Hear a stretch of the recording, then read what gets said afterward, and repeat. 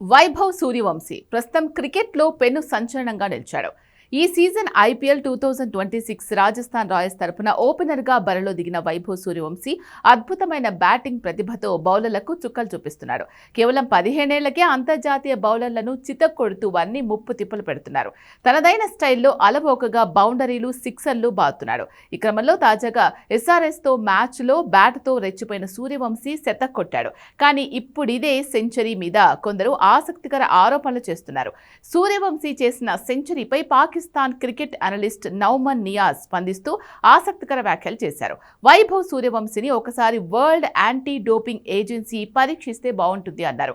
అతడి బుర్రలో ఏదైనా ఏఐ చిప్ ఇన్స్టాల్ చేశారా అనే దాని గురించి తెలుసుకోవడానికి అతన్ని ల్యాబ్కి పంపాలి అన్నారు. వైభవ్ మామూలు మనిషిలా అనిపించడం లేదు అన్నారు.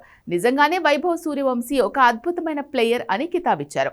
సూర్యవంశీ 18 ఏళ్లు నిండకుండానే అతడి దేహ దారుఢ్యం బలంగా కనిపిస్తోందని, రాబోయే సంవత్సరాల్లో వైభవ్ ఆటలో మరింత రాటుతేరడం ఖాయమన్నారు.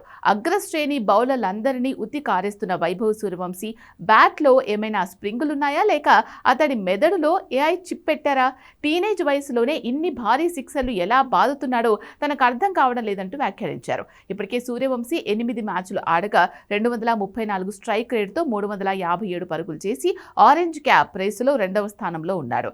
అతడు అదే జోరు కొనసాగిస్తే ఈసారి ఆరెంజ్ క్యాప్ దక్కించుకున్నా ఆశ్చర్యం లేదు అంటున్నారు. ప్రస్తుతం సూర్యవంశీ వయస్సు 15 ఏళ్లు. త్వరలోనే టీమిండియా తరపున అంతర్జాతీయ క్రికెట్లో అరంగేట్రం చేసే అవకాశం ఉంది.